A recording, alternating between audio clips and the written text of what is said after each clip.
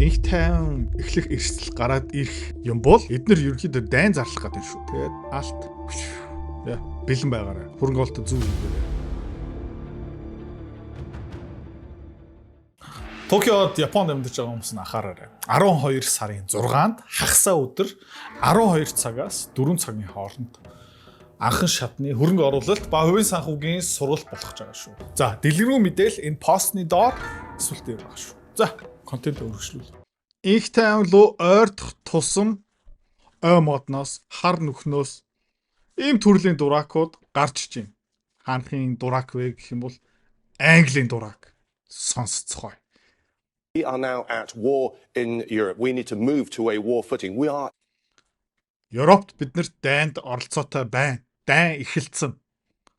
Бид нар дайны араа руу шилжих ёстой. involved in that. We've mobilized our procurement processes. We're gifting equipment. We need to face Russia directly. Бид нар Украиныг зэвсгээр хангаж өгж байгаа. Бид нар зэвсгийн худалдаа авалт тендеруудаа эхлүүлсэн. Бид нар одоо Оростой нүр тулж Орос руу дайрах ёстой. And rather than leaving Ukraine to do all the work. Ганцхан Украинын ажлыг хийх ёсгүй. Бид нар бас оролцох ёстой. Худалдагдсан зэвсгийн компани гэх мэт шүү хүмүүс. За, иймэрхүү яриа Францд болж байгаа, Германд болж байгаа, Англид болж байгаа, Америкт уже угаасаа байдаг. За, тэгээд Путин хариу байна. Мы не собираемся воевать с Европой, я уже об этом 100 раз сказал.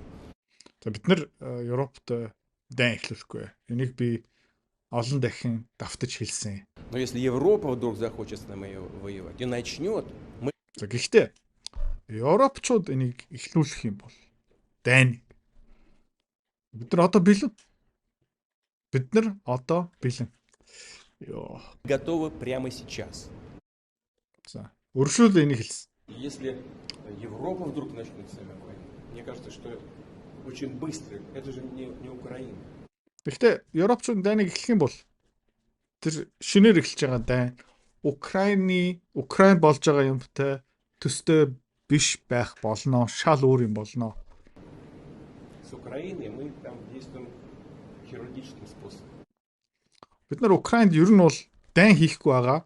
Ер нь жоохон хагалгаа мэд шиг юм хийж байгаа одоо, тий? Surgical strikes. Тий?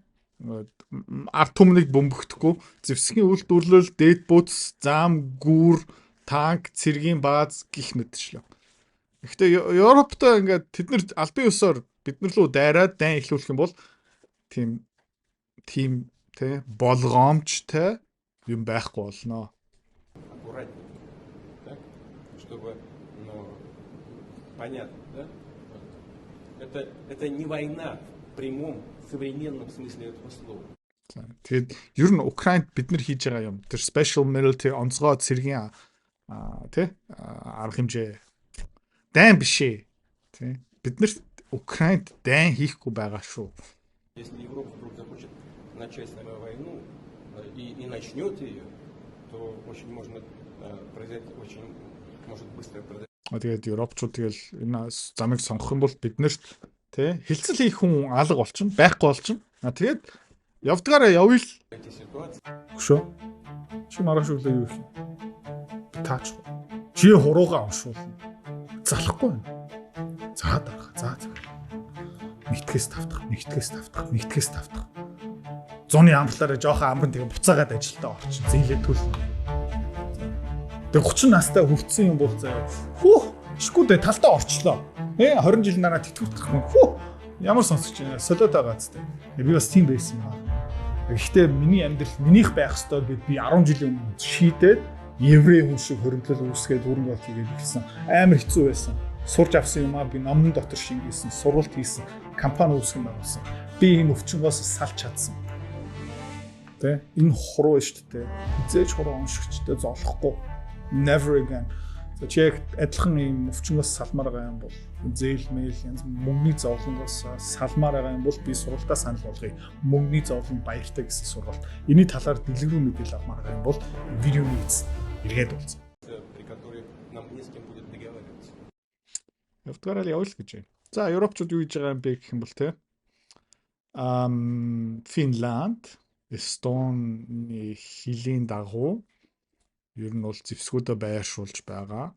Яг тэгж байгаа юм бэ гэх юм бол Санкт Петербург, Калининградаараа дамжуулаад тэ Оросууд юу гэдэг юм бэ гэх юм бол нефт тээвэрлэдэг. Тэ энэ олон улсын тээврийн зам. Калининград бас ерөөхдөө тэ Байлдааны онгоц гэх мэт чинь байршуулсан байгаа.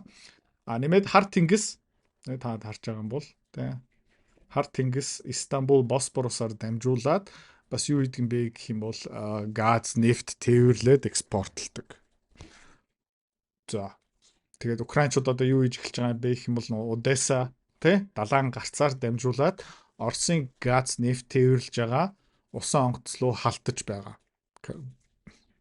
Туркууд уралж байна. За. Тэгээд Путин бас эндээ зориулаад хариу хэллээ. Сонсцгоо. В нейтральных или даже не нейтральных водах, а в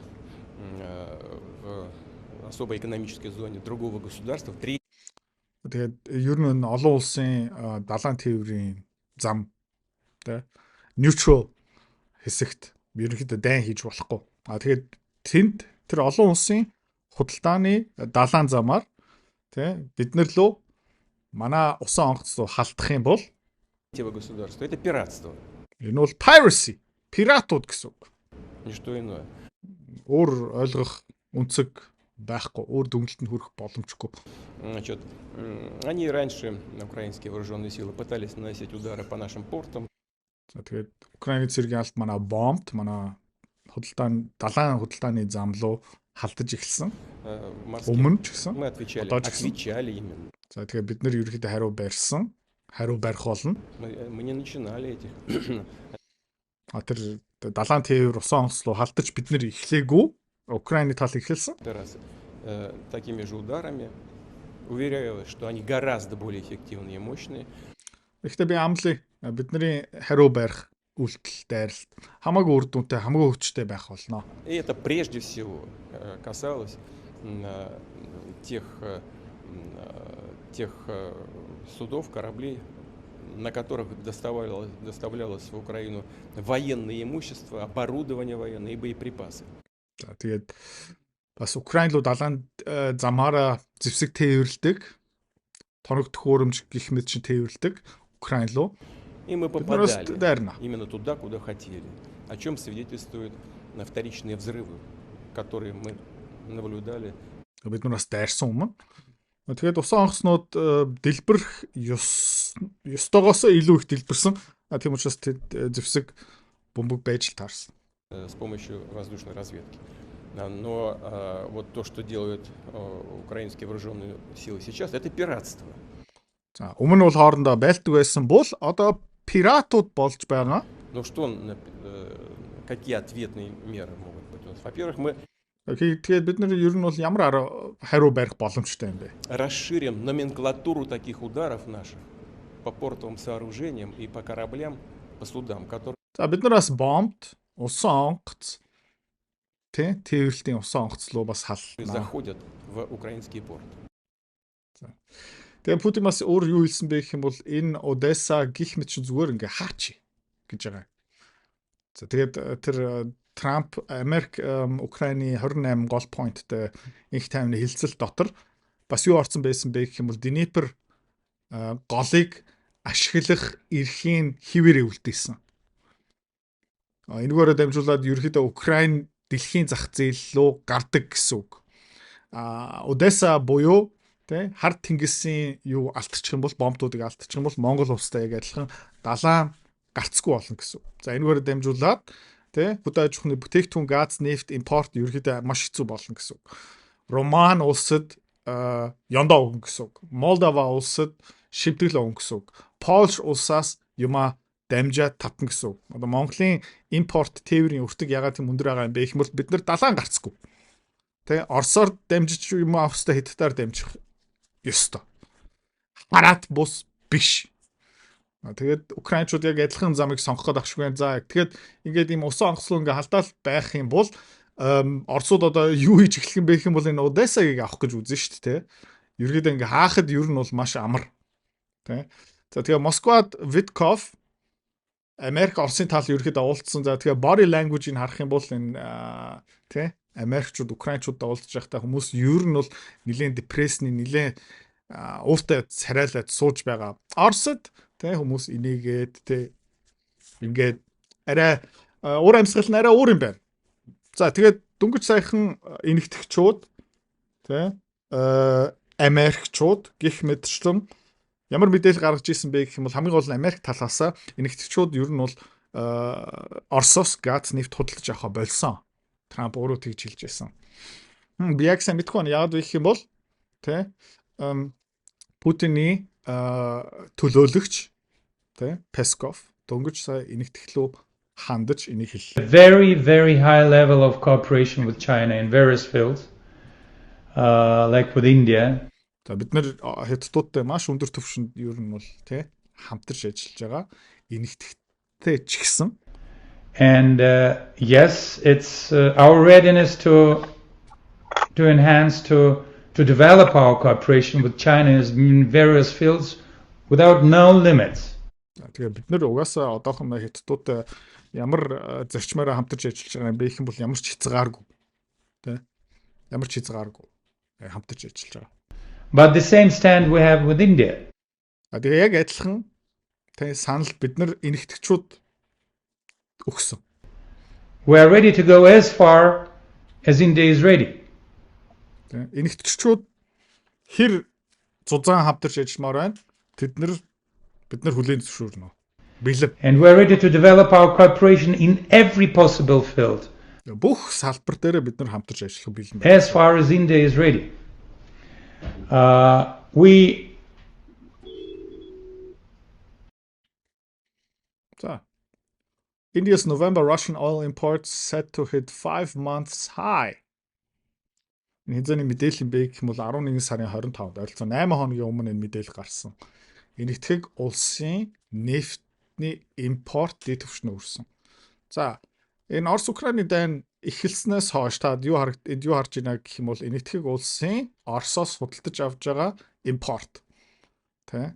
Хэдэн тэрбум доллар ерөөхдөө 7, 8 одоо удахгүй 9 тэрбум доллар даваа явчихна. Өмнө Европчууд энэ газ нефтийг хямдхан авдаг байсан бол энийг одоо энэтхэгчүүд авдаг болсон. За тэгээд энэ энэтхэг бол одоо нефт, газ, нүүрс, нефтний бүтээгдэхүүний номер 2 худалдан авч болсон. Тэ? Номер 1 бол Хятад, номер 2 энэтхэг, номер 3 Турк, номер 3 тэ Европын холбоо өнөөдөр хүртэл худалдаж авсаар л байгаа. Солонгос ч ихсэн авч л байгаа. Окей. Тэгээ солонгосчууд удахгүй бас нэмээд авах байхаа. Нөгөө талдаа Европчууд юу хийж байна гэх юм бол энийг өргөжлүүлээд байгаа, тийм ээ. Өөрийнхөө өрсөлдөх чадвараа буурууллаа.